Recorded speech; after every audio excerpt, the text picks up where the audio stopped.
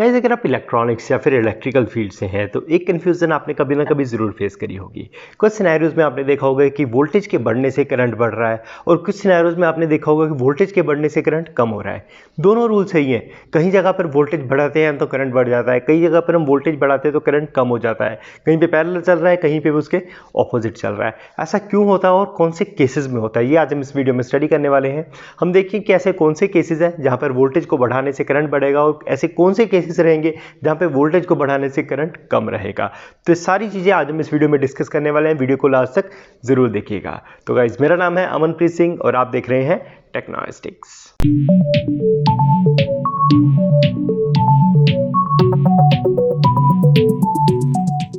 Guys voltage और current के concept को समझने के लिए हमें टोटल 2 सर्किट्स की ज़रूरत पड़ेगी।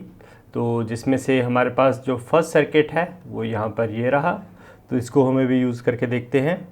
तो इस सर्किट में अगर आप देखें तो यहाँ पर हमारे पास ये एक वोल्टेज सोर्स है और यहाँ पे एक लोड लगा हुआ है। इनकी जो वैल्यूज़ हम अज्यूम कर सकते हैं, यहाँ पर मैं अज्यूम कर रहा हूँ कि ये 1 ओम का रेजिस्टेंस है और ये जो सोर्स है मेरा ये 5 वोल्ट का सोर्स है। अब इलेक्ट्रॉनिक्स के जो कॉन्सेप्ट है उनकी अगर हम देखें, उनकी सुने, तो अगर वोल्टेज सोर्स अवेलेबल है और लोड अवेलेबल है, सर्किट कंप्लीट है, तो यहाँ से कुछ ना कुछ करंट भी फ्लो होना चाहिए, जिसको हम आई के साथ डिनोट करते हैं। तो इस आई को हम कैलकुलेट कर सकते हैं कि इस सर्किट में कितना करंट फ्लो कर रहा है, वो हम ओम्स लॉ के साथ कैलकुलेट कर सकते हैं। ओम्स लॉ की अगर हम सुने तो ओम्स लॉ कहता है कि रेजिस्टेंस इक्वल रहती है वोल्टेज डिवाइडेड बाय करंट के। तो यहाँ पर हमारे पास जो रेजिस्टेंस की वैल्यू है वो है 1 ओम और जो वोल्टेज है हमारे पास 5 वोल्ट और करंट हमें पता करना है। इजीली आप इससे पता कर सकते हैं I इज़ इक्वल टू 5/1, यहाँ पर आपके पास आ जाएगा 5 एम्पियर। तो यानी कि ये जो हमारा सर्किट है यहाँ से 5 एम्पियर करंट फ्लो कर रहा है। बहुत ही ईजी कैलकुलेशन थी, आसानी से हमें पता चल गया कि 5 एम्पियर करंट है। अब सेकंड सिनेरियो, अगर हम यहाँ पे वोल्टेज बढ़ा दें, इस वोल्टेज को हम कर दें 10 वोल्ट, तो क्या होगा? तो सिंपल सा, अगर आप देखें इसको 5 को हटाकर यहाँ पे 10 कर दूँ तो यहाँ पर 5 की जगह 10 आ जाएगा और आंसर में भी यहाँ पे 10 एम्पियर करंट आ जाएगा। तो यानी कि जो ओम्स लॉ का पहला कॉन्सेप्ट है कि वोल्टेज बढ़ने से करंट बढ़ता है, वो यहाँ पे हमें दिखाई दे रहा है। वोल्टेज 5 थी, करंट 5 था, वोल्टेज 10 हुई, करंट 10 हो गया, बिकॉज हमारा लोड यहाँ पर कांस्टेंट है, इसको हम चेंज नहीं कर रहे हैं। अगर लोड चेंज हो जाए, लोड वेरिएबल हो जाए, तो ये सारा कॉन्सेप्ट चेंज हो जाएगा।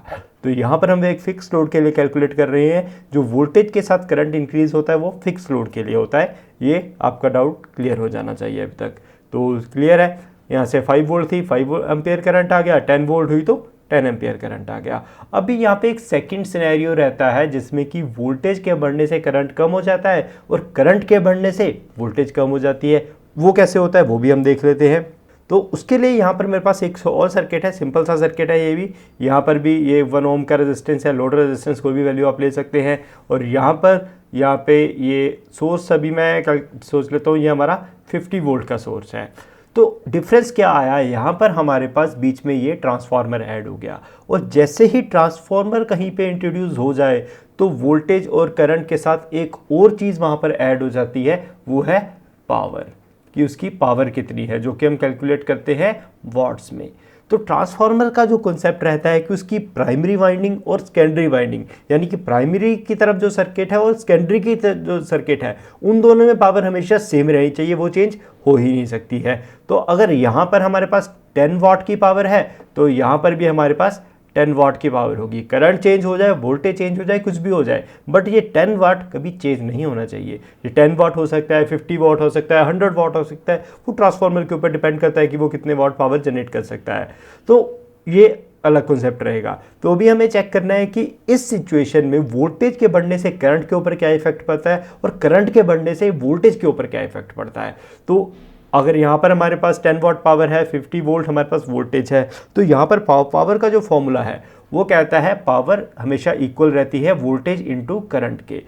तो इस सेक्शन को मैं अगर 2 पार्ट्स में डिवाइड कर लूँ यहाँ से, तो एक साइड हम ये प्राइमरी वाला देखेंगे, यहाँ पे प्राइमरी रहेगा, यहाँ से ट्रांसफार्मर की सेकेंडरी रहेगी। तो यहाँ पर एक और चीज़ आपको मैं बता दूँ, ट्रांसफार्मर नॉर्मली हम स्टेप डाउन यूज़ करते हैं, स्टेप डाउन के पर्पस के लिए यहाँ पे मैंने बनाया हुआ है। तो अगर यहाँ पर 50 वोल्ट है तो यहाँ पे वोल्टेज कम रहेगी, तो यहाँ पे मैं रहता हूँ ये 5 वोल्ट आउटपुट दे रहा है। जैसे कि आप नॉर्मली देखते हैं जो 12 वोल्ट ट्रांसफार्मर होते हैं, 15 वोल्ट आते हैं, AC 220 वोल्ट वो ले रहे होते हैं, लेकिन आउटपुट आपको 12, 15, 18 वोल्ट दे रहे होते हैं। वैसे ही यहाँ पे मैंने एज्यूम किया कि 50 वोल्ट ये AC ले रहा है और 5 वोल्ट आपको आउटपुट दे रहा है। तो यहाँ पर जो कैलकुलेशन रहेंगी वो 5 वोल्ट के हिसाब से होंगी, यहाँ पर जो करंट की कैलकुलेशन रहेगी वो 50 वोल्ट के हिसाब से होगी, बट पावर दोनों में 10 वाट सेम रहेगी, इसको हम चेंज नहीं करेंगे।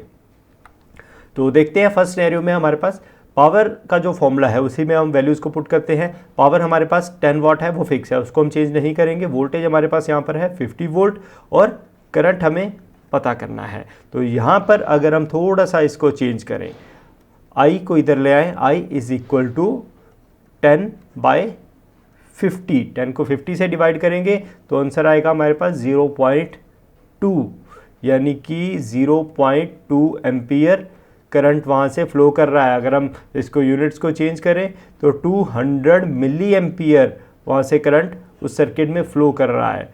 बहुत ही कम करंट है। वैसे ही अगर हम देखें तो AC अप्लाइंसेस में करंट हमेशा कम रहता है, DC में करंट ज़्यादा रहता है, वोल्टेज कम रहती है, तो वो चीज़ें यहाँ पे आ जाती हैं। तो यहाँ पर अगर ट्रांसफार्मर का प्राइमरी साइड है उस पर 50 वोल्ट है तो आपको 2.2 एम्पियर करंट यहाँ से मिलेगा, और जो सेकेंडरी साइड है जहाँ पे हमने देखा था कि हमारे पास अभी 5 वोल्ट है, यहाँ पर पावर सेम है, तो यहाँ पर अगर हम कैलकुलेट करें 10 is equal to 5 into I, same यहाँ पर इक्वेशन बनेगी, I इज इक्वल टू 10/5, यहाँ पर आ जाएगा हमारे पास 2 एम्पियर। तो यहाँ पर आप क्लियरली देख सकते हैं कि जब पे वोल्टेज आपकी 50 वोल्ट वोल्टेज थी तो 0.2 एम्पियर करंट था यहाँ पर, और यहाँ पर 5 वोल्ट के साथ हमारे पास है 2 एम्पियर करंट। तो अगर रेशो अगर आप देखिए 55 डिवाइडेड बाय 10 हुआ और करंट 0.2 और 2 मल्टीप्लाई बाय 10 हुआ, सेम रेशो रह रही है, वो चेंज नहीं हो रही है। जिस रेशो में वोल्टेज कम हुई उसी रेशो में करंट हमारा बढ़ गया है। तो इस सिनेरियो में रहता है अगर ट्रांसफार्मर इंड्यूस हो जाए, पावर का वहाँ पे फॉर्मूला इंड्यूस हो जाए, तो वहाँ पर हमारा जो कॉन्सेप्ट रहता है कि वोल्टेज के बढ़ने के साथ करंट कम हो जाएगा और करंट के बढ़ने के साथ वोल्टेज आपकी कम हो जाएगी। ये दोनों एक दूसरे के ऑपोजिट चलते हैं, दोनों पैरेलल नहीं चलते हैं। होप सो ये आपको क्लियर हो गया होगा, इसमें कोई भी डाउट नहीं रहा होगा। स्टिल अगर आपको कोई डाउट रहता है तो आप कमेंट सेक्शन में मेरे से पूछ सकते हैं। जितने भी रेलिवेंट कमेंट होते हैं उनका मैं 100% रिप्लाई करता हूं, अनलेस कुछ ऐसा कमेंट हो जो कि बिल्कुल ही कहते हैं ना, समटाइम ऐसे कमेंट्स आ जाते हैं जिनका कोई वहाँ पे मतलब नहीं होता है, या फिर उस कमेंट को मैं बहुत बार रिप्लाई कर चुका होता हूँ, उसी सेक्शन में बार बार सेम कमेंट आ रहा होता है, उस टाइम मैं रिप्लाई नहीं करता हूँ। अदरवाइज़ कोई जेन्युइन जो कमेंट रहता है, नए कमेंट्स आते हैं, उनको मैं 100% रिप्लाई करता रहता हूँ। उम्मीद है गाइस वीडियो आपको पसंद आया होगा। पसंद आए तो लाइक और शेयर जरूर कर दीजिएगा। अगर आपको लगता है कि ये वीडियो किसी फ्रेंड फैमिली मेम्बर के काम आ सकता है तो उनके साथ शेयर कीजिए और साथ में उनको चैनल सब्सक्राइब करने के लिए बोलिए। ऐसी ही अमेजिंग वीडियोस आपके लिए मैं हर हफ्ते लेके आता रहता हूँ। उनका नोटिफिकेशन सबसे पहले पाने के लिए बेल आइकन को प्रेस कर दीजिए और नोटिफिकेशन ऑल पे क्लिक कर दीजिए। इससे आप कोई भी वीडियो का नोटिफिकेशन मिस नहीं करेंगे। तो आज के सिर्फ इतना ही। आपसे मिलूंगा मैं अगले हफ्ते एक नई वीडियो के साथ। तब तक के लिए कीप सपोर्टिंग। Thank you.